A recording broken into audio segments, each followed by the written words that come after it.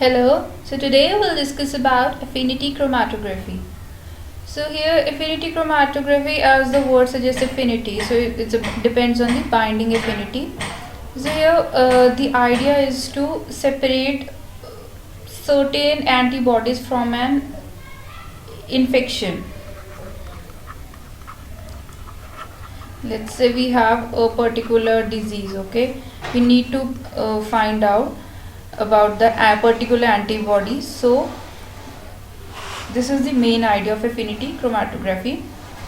So here we have the stationary phase, that is agarose.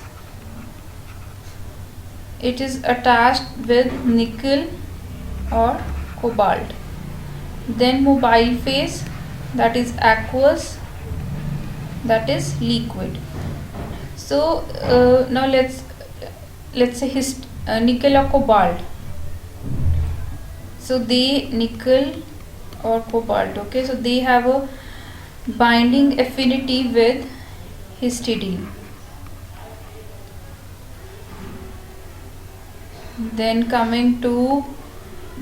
we have another molecule, that is glutathione. So it has binding affinity with GST. GST is glutathione S transferase. Glutathione S transferase.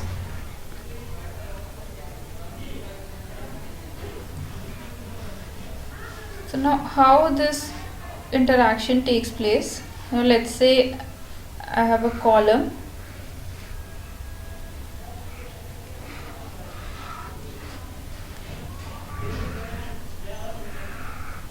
Here we have the stationary phase, that is solid, that is our agarose.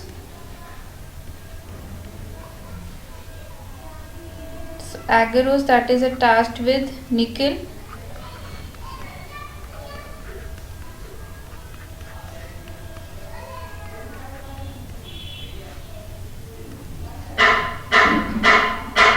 Then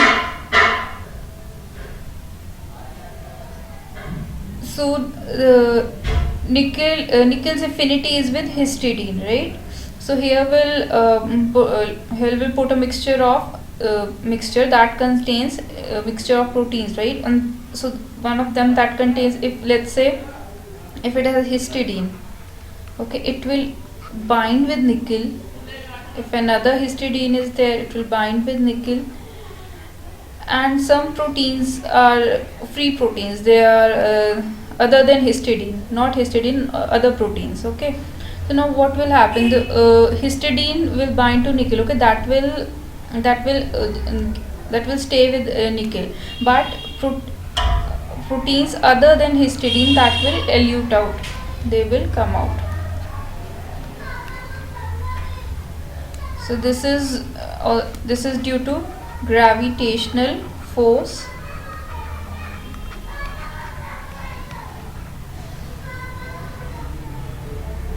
So elution, that is means to take out the target molecules.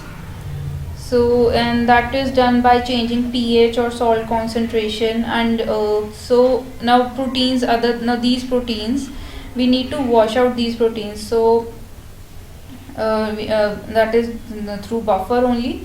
And for histidine nickel interactions, if we need to wash out, so here we use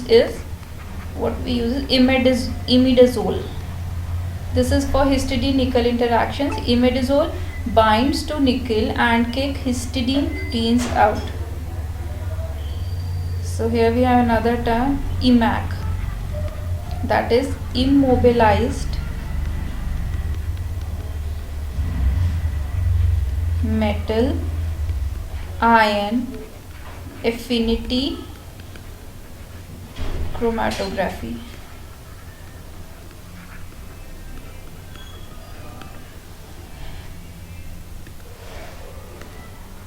So here immobilized metal ion, let's say immobilized is nickel or cobalt. Okay, so they have affinity towards, for example, histidine. Another example is GST. GST has affinity towards glutathione. So basically this is used for antigen antibody separation. So it has various applications. Antigen antibody separation, used for recombination, protein purification, used for detection of antibodies.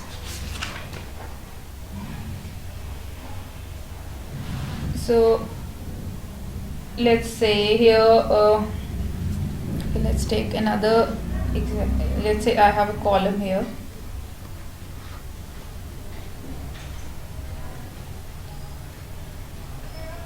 This is the stationary phase. Here I have antigen. If I pour blood serum, okay, blood serum means I'm talking about antibody. It will pick antibody from that blood serum. Now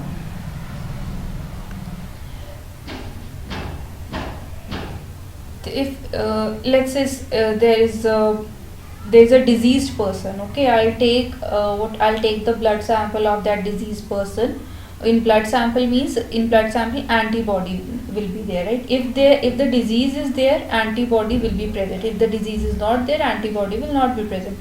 So if not, so I need to check out whether the disease is there or not.